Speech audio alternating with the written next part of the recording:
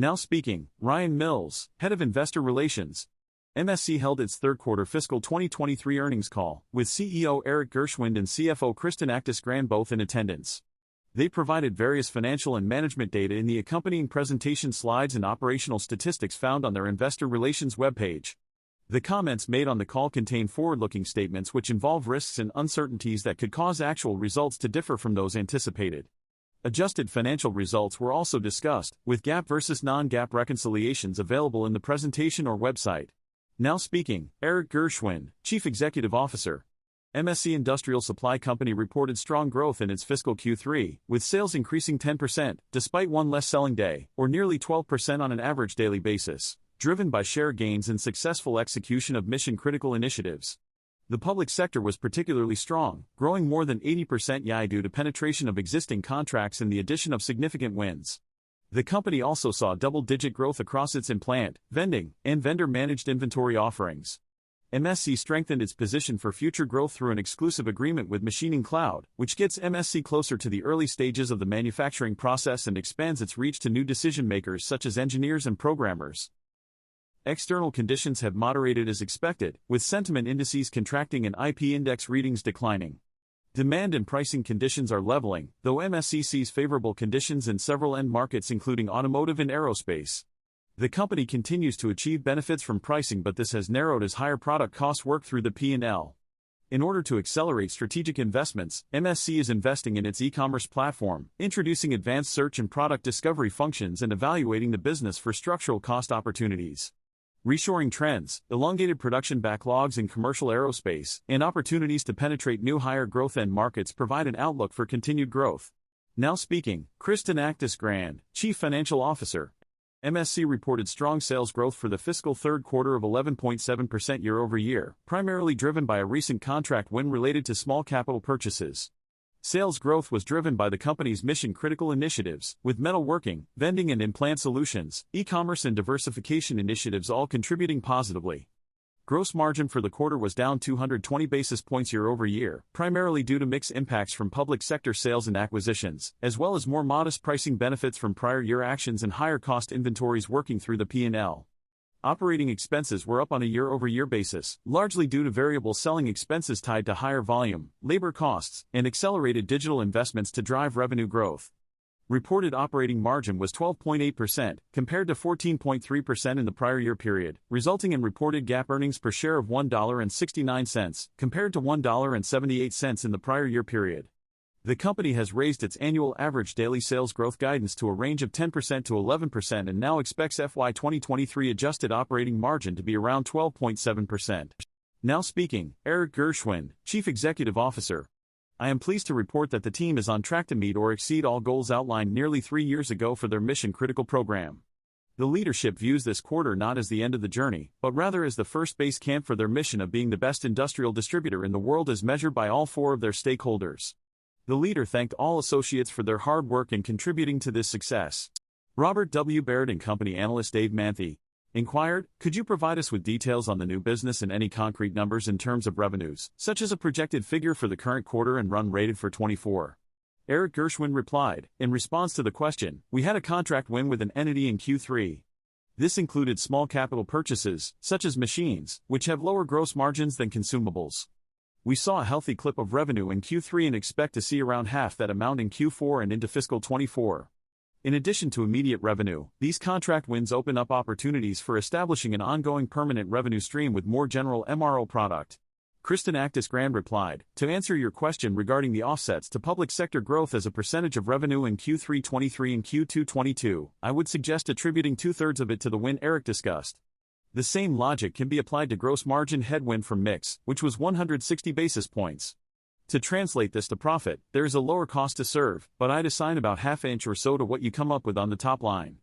In summary, if you take the impact of the noise from the third quarter out, we performed as expected with the exception of healthcare costs.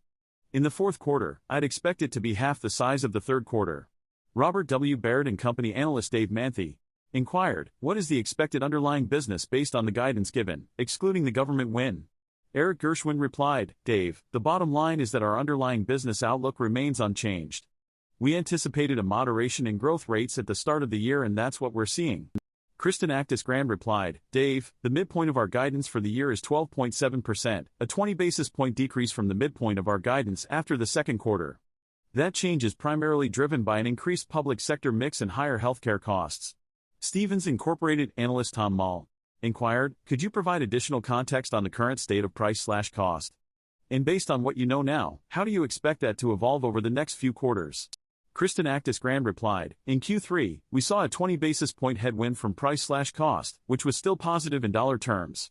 We expect this headwind to increase in Q4 due to decelerating benefit of price. Cost inflation has leveled off and we anticipate some more pressure in the first half of 24, but as we unwind higher product costs off the balance sheet. Stephens Incorporated analyst Tom Mall inquired, Eric, when do you anticipate the shareholder vote on reclass dual share agreements and what would be the timeline for it to take effect? Additionally, could we expect any capital allocation or business strategy changes as a result of the reclassification? Kristen Actis-Grand replied, Tommy, regarding the timing of the reclassification process, our plan is to have the S-4 submitted to the SEC in the near future, followed by the proxy which should be issued late summer. After that, the shareholders will vote and if approved, the transaction should close a few days later. Can you please repeat the second part of your question? Stephens Incorporated analyst Tom Mall inquired, what impact does the reclassification have on capital allocation and business strategy? Kristen Actis-Grand replied, we are confident that we can move forward with a share repurchase and an evaluation of approximately $2 million without compromising our capital allocation priorities. We have sufficient funds available and no scenario currently suggests otherwise. Eric Gershwin replied, Tommy, I'm confident in the direction of our company. We plan to issue shares as a premium to the family if this transaction is approved, as a sign of our confidence in our strategy. This demonstrates our commitment to forging ahead on the path we have set for ourselves. Jefferies analyst Steve Folkman inquired, Kristen, what are the effects of the higher cost of deliveries in the first half of 24? Will costs eventually come down or is this a new higher level we must accept? Kristen Actis-Grand replied, the way I would think about it, when it comes to price/cost in Q4 and into 24, a big portion of this is already sitting on the balance sheet. We've been absorbing higher priced items since inflationary period began, and that's impacting the P&L based on inventory turns and the rate of sale. The challenge with estimating 24 is understanding the impact of additional cost increases from suppliers and how we respond to those via pricing. It gets complex when you start thinking later into 24. Eric Gershwin replied, Steve, I've been in this business for over 20 years and the inflation cycle we're currently experiencing is typical. When it comes to price increases, we can implement them immediately. However, due to our average costing system, costs are only gradually reflected on our P&L. This is largely a timing issue and is consistent with other cycles. Jefferies analyst Steve Folkman inquired, Eric, can you please share your insights about the business performance in May and June? Eric Gershwin replied, Steve, it appears that the national accounts growth rate has moderated from Q2 to Q3. However, our team on the ground is feeling confident about recent wins that have yet to reach the numbers. Overall, we are not seeing a significant drop-off in growth and June's growth rate looks to be less than Q3, likely due to lapping an acquisition and higher comps. JP Morgan Chase & Company analyst Pat Baumann inquired, what gross margin is associated with the public sector win that contributed 2/3 of the 80% growth in that customer group?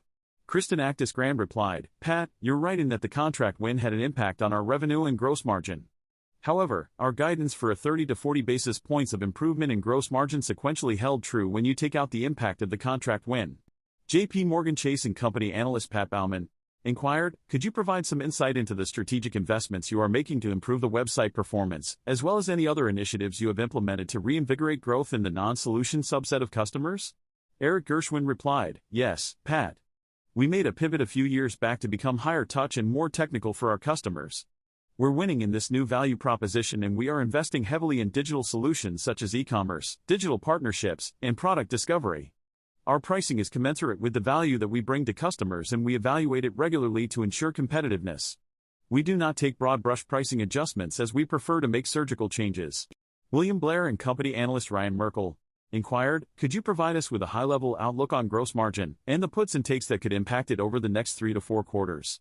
Kristen Actis-Grand replied, yes, Ryan, the margin mix headwinds in the public sector growth solutions are typical. We have seen some positive tailwinds in this area that will help us to offset these headwinds. William Blair & Company analyst Ryan Merkel inquired, that we're considering those factors. Could you provide some more detail on how the public sector win affects pricing and or cost pressures? Kristen Actis-Grand replied, the mix impact was more significant in Q3 due to the large public sector contract win at lower gross margins. In Q4 there will be a similar dynamic on half the revenue of Q3 and a decelerating price benefit which will cause a 20 basis point headwind on gross margins. Going into 24, it's likely the first half will be tougher on margins than the second half, but we'll have more color on that next quarter. Eric Gershwin replied. Kristen highlighted the two main tailwinds we're expecting to see in the second half of the year: category line reviews, which should offset the first half price/cost drag, and freight benefit. We'll give you a detailed outlook next quarter after evaluating the impact of these factors. William Blair & Company analyst Ryan Merkel inquired, what are customers telling you about the drivers of moderated macro conditions? Are destocking, higher interest rates, or slower SME customers factors? Eric Gershwin replied, yes, Ryan, the indices have remained fairly stable despite some headlines to the contrary. We see varying degrees of strength and weakness in certain areas, oil and gas being on the weaker side, while aerospace, automotive, and medical are doing well. We haven't seen any worrying levels of destocking, and while higher interest rates are having some impact, we don't see anything drastic occurring. KeyBank Capital Markets analyst Katie Fleischer inquired, can operating margins in fiscal 24 be up or flat if sales are kept to low to mid-single digits given mix impacts and price/cost headwinds? Kristen Actis-Grand replied, Katie, I'm confident that we will reach our 20% incremental target over the cycle. We are in the process of reviewing productivity opportunities and doing scenario planning to understand how those opportunities translate into realistic targets for this year. More details on our progress will be provided soon. KeyBank Capital Markets analyst Katie Fleischer inquired, could you provide more clarity on what impact public sector pricing had on the 3.5% increase in prices for the quarter? Kristen Actis-Grand replied, no, gross margins in the public sector are generally lower than other segments of our business. We anticipate a slight negative impact on our overall gross margins due to this segment. Loop Capital Markets analyst Chris Dankert inquired, Eric, what opportunities do medical and EV present for customer engagement and how will they affect the company's performance in the next 5 years? Eric Gershwin replied, Chris, medical, EV and aerospace are all contributing to our current performance. We're seeing the impact of medical now, while EV and aerospace have a long runway ahead with our current backlogs. We expect to see continued benefit in the coming quarters and years. Eric Gershwin replied, Chris, what I'd say is that our partnerships with companies like Machining Cloud let us extend our reach and value proposition to more customers. We look for partners who will bring us closer to higher-end markets, and Machining Cloud does just that. Loop Capital Markets analyst Chris Dankert inquired, what is the expected growth rate of implant sales as a % of total sales going forward? Eric Gershwin replied, we anticipate that the national account segment should represent a healthy portion of our business in the long term. The current labor shortage and skills gap have created an opportunity to provide customers with solutions to outsource lower value-add functions, allowing them to focus on core operations such as manufacturing. Our penetration, growth, and high retention rate demonstrate the benefit for MSC but also for the customer. Ryan Mills replied, thank you for your inquiry and interest in our fiscal 2023 fourth quarter earnings date. We are pleased to confirm that it is scheduled for October 25th, and we look forward to engaging with you at investor conferences or on the road in the coming months.